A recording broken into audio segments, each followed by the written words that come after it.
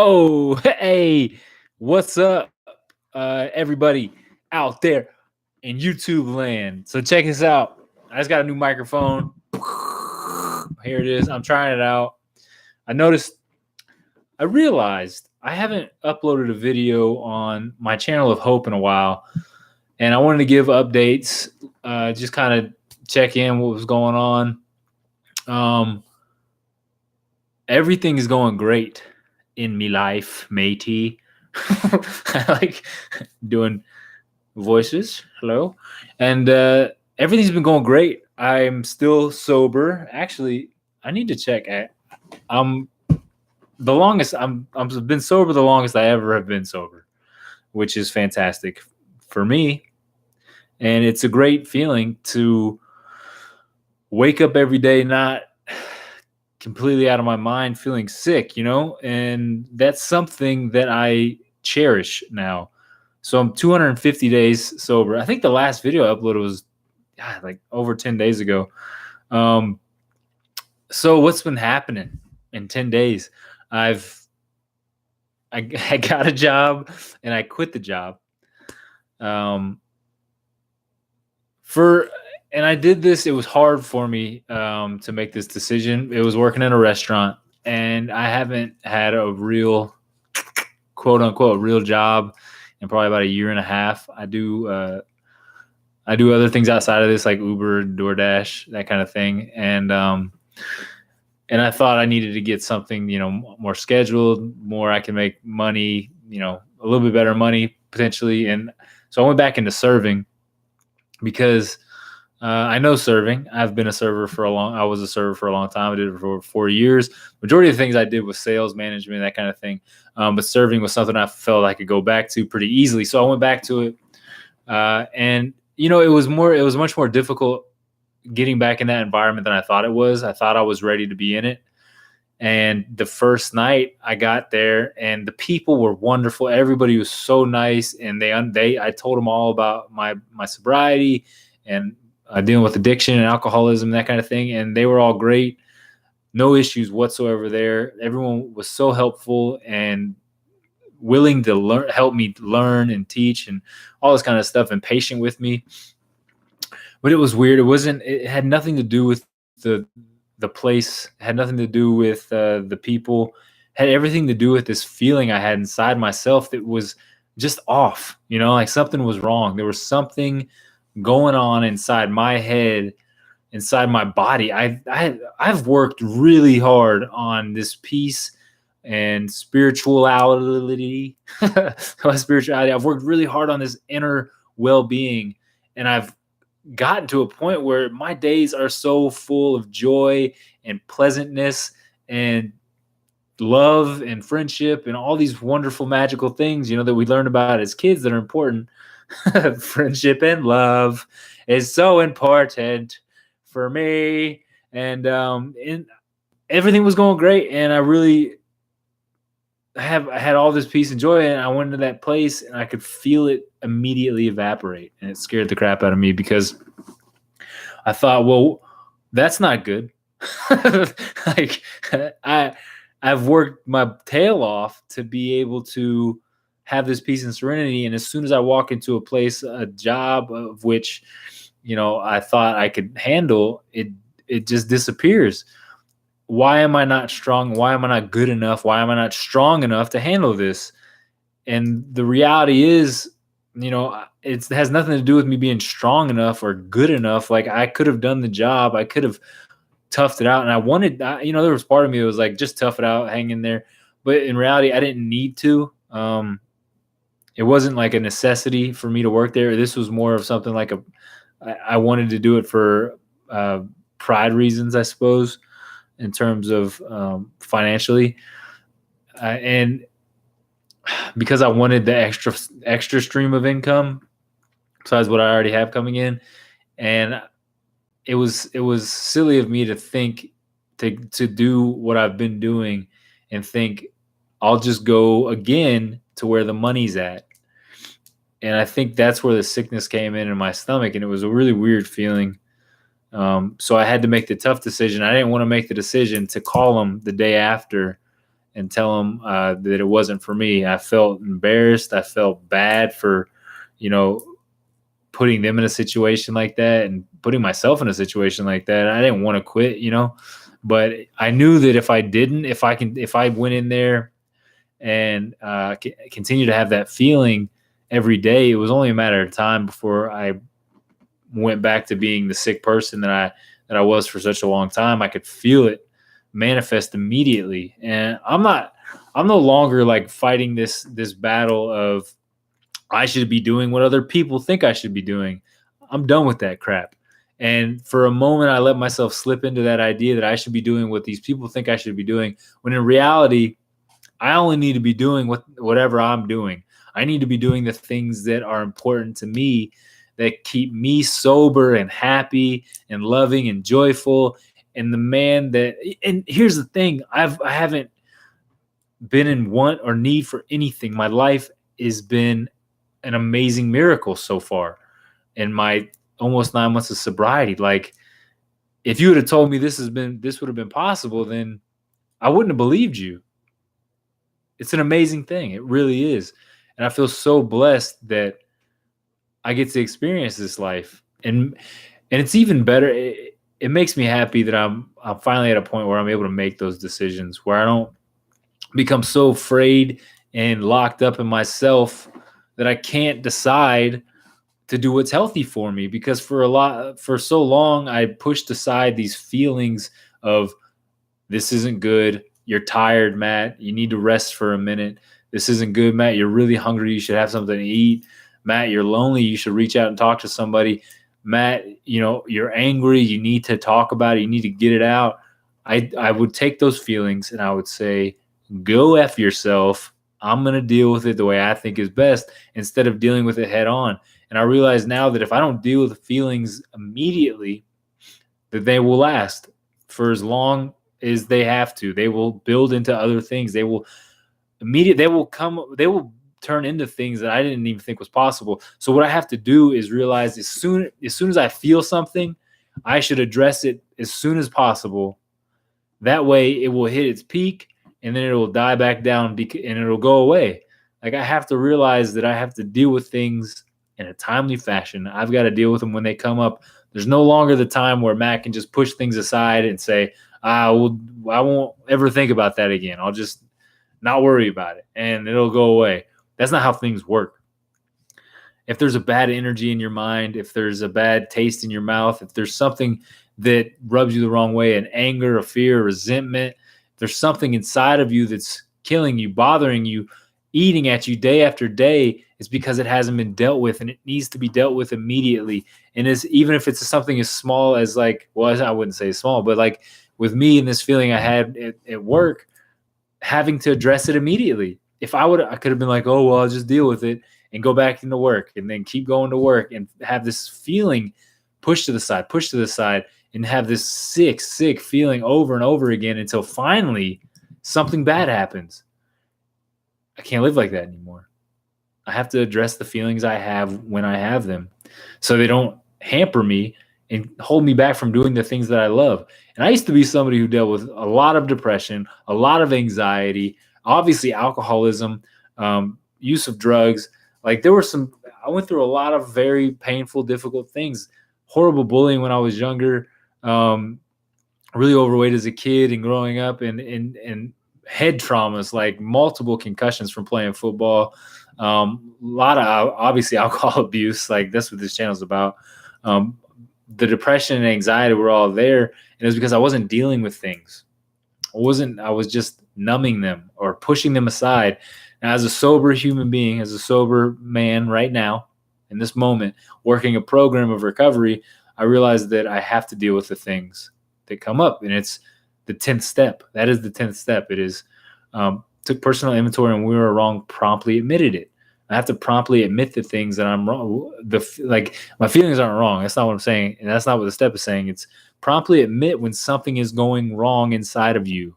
If there's something inside of you that's not feeling right, if you're feeling sick and tired, there's something off, right? And in page 417, it talks about acceptance is the answer to all of my problems today in the big book.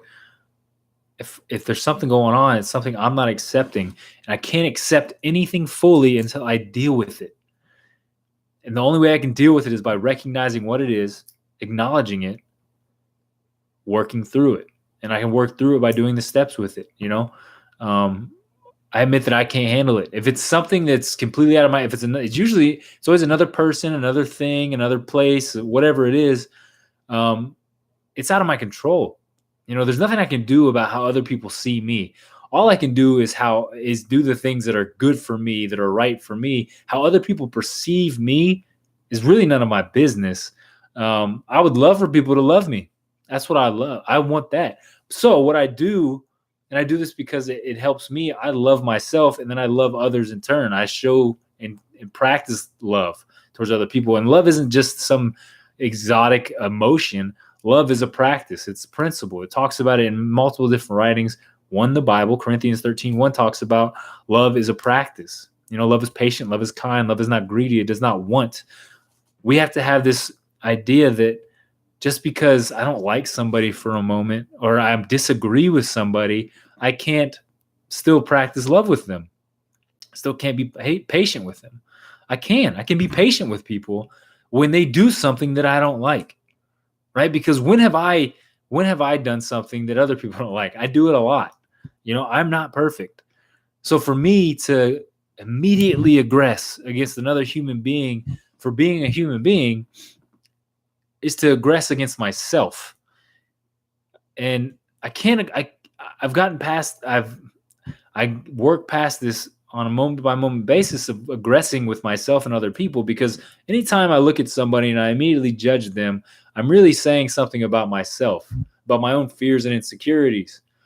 And getting rid of that judgment towards other people and just saying they're made the way God created them to be made, or created them. They say the things that they know to say. This is the product of how they were raised and how they were brought up. How is it any worse or better than the way I was? It's just different. It's not better or worse. So getting over this whole idea of judgment, casting stones, so if you will, and aggressing against others is aggressing against myself. I have to become neutral towards that kind of stuff. And honestly, it's more of just become loving towards myself and other people. And when I do that, when I just practice patience, I practice tolerance, I practice these things of kindness and generosity towards other people, then my life opens up, because we're all mirroring one another. We're all showing each other how to live. A lot of us want to break the mirror and say, that's not it. We crack the mirror, and instead of fixing the mirror, we try to fix our face to show the broken mirror. We have it wrong, right? So if I want the world to change, the only solution is I must change myself. And so screaming into the darkness, right? Screaming into the void, so to speak. It's what I do on a daily basis. I talk. I let it out. I write it down. I'm always getting the things out. I'm taking care of the trash that is in front of me. I'm cleaning up the mess that is around me. Don't mind the sweater. It's a sweater on my bed. I'm cleaning up the mess that is around me, because if I don't, that mess will become infested with more mess. And the more and more it gathers and adds up, the more sick I become, because I can no longer be a channel for God's will in my life. And if I can't be a channel for God's will, well, then what am I? I'm just a trash chute, basically. Now, God's will, and here's how I see it. It talks about this St. Francis Prayer of Assisi, something I practice every day. St. Francis Prayer of Assisi is, God, make me a channel of thy peace, that where there's hatred, let me bring love. Where there's discord, let me bring harmony. And where there's sadness, let me bring light. Where there's error, let me bring truth. It is better to forgive than be forgiven. It is better to love than be loved. It's better to understand than be understood. For it is by self-forgetting that one finds. It is by forgiving that one is forgiven. It is by dying that one awakens to eternal life. Being a channel for something is like, when I ask to be a channel for God, basically what I'm saying is, pour into me the purest of pure water or light or whatever it is, right? And I become this funnel or this channel that for a long time was clogged up with a lot of mess and dirt and grime and gross stuff, right? So the clear water that was being poured through was coming out the other end dirty still, right? But it had to keep being poured out because that purifying water is cleaning me out. And once it's done cleaning me out, it can start coming through properly in the way it was intended to come through. As the light of God, or your higher understanding of a God or a creator, or whoever it is. Once I clear that channel, I can become more for the thing that is trying to speak through me. And that's all I want to be. I want to be somebody who can be spoken through by a higher power. I want to be invested into by a higher power because I want to be able to invest into other people, give back what was freely given to me, and bring solution to the pain and the hurt of this world. Because there's a lot of it. And we just don't, we have such a hard time understanding why is there so much pain and hurt. We're holding on to so much. So many finite things that we're holding on to that we don't need to hold on to. All we have to do is realize that there is no end. There's no end. This physical body will be placed in the ground, and from it, dirt will rise to the surface to make grass. We will feed the worms with this body, right? Turning the flora and the fauna. With this spirit, this consciousness that I've been given, that's been put into this physical form, it will go back into to where it came from, right? Or move into another form. But it's energy. It does not dissipate. It cannot be created or destroyed. It can only be transferred. My understanding of it does not limit it. It's unlimited. My understanding of it has no faculty on its limits. Okay? So getting over the fact that there's an end to this, a relationship, a job, whatever it is, there's an end to it. Get it out of your head. There's no finish line. There's no mountaintop. There's only experiencing what is now. And once we can do that, once I can move into an experiencing now, as opposed to get to the mountaintop, get to the highest point, Matt, because once you're up there, your whole life will be better. My whole life is great now, and I'm only circling the mountain. I'm enjoying the beautiful rivers and streams that are in the valleys. I'm watching as all these creatures and animals and other people move about the mountain. You know, the fact that we're on the mountain, that's it. That's the gift. We're on the mountain. What else do we need? The mountain's where all the nourishment is. The top of the mountain's cold. There's no air up there. It's not even a top. There is no top. Because once you get to the top, you see that there's only down from here. Or that there's another peak. You know? So getting over these fears of this is the end of anything. This is the beginning of everything. Every moment is the beginning of everything. Every moment is the beginning of everything. Every moment is the beginning of everything. And I realized that there's no longer failure or success. There only is experiences. For what I or somebody else would call a failure for me, I failed in my marriage because of alcoholism. I drank my family away. But that alcoholism, those miserable, painful, hard, difficult times have turned into some of the greatest moments of my entire life. It is the taproot for which my success is now built on. That failure that I couldn't drink, that I couldn't survive a lifestyle that I thought I was supposed to have. That failure of building a family and having a marriage and 2 cars and a home and a business, that failure has led to the most success in my entire life. Now, was it failure? Or was it an experience that was necessary for me? Now, you can only understand this on your own. It takes you living life to experience this and understand this. But I promise you it's true. Everything I ever thought I wanted, the money, the women, the homes, the cars, The fame, the fortune, everything I thought I wanted was all because I wanted a certain feeling. I thought these things would bring me a certain amount of happiness and joy. Here's the thing. I have all that now in me. Every bit of happiness, joy, fulfillment that money, those cars, that home, everything I thought would bring me is already within me. And I don't have any of the stuff. I don't have it. I have a place to live. Okay, I have a car. I have a girlfriend. I have some money, but I don't have it at the level that I thought I would need to be happy. But I'm as happy as I've ever been, and I can't imagine being happier. I hope that makes some sense. It's something that been laying on me for a while. That's where I'm at in my sobriety. Feeling great. Even though I had to quit the job. Keep screaming into the void, the darkness. Allow people to hear your message. Speak from your heart. Stay away from the problem and get into the solution. There's going to be problems every single day. Everyone has problems. Nobody gives a crap about your problems. Here's the deal. Get into the solution. Start solving the problem. That's where the joy lies. Pick up your feet, move a little bit, do some work with another person. The highest calling in life for me is serving other people, lifting other people.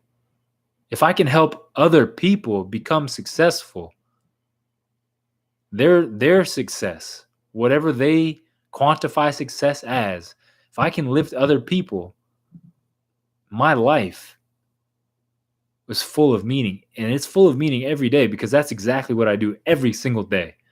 I do it with joy and love in my heart every single day. So I'll leave you with that. Get in the solution, not the problem. Stay away from the drama. Leave it for your mama. See you later, baby.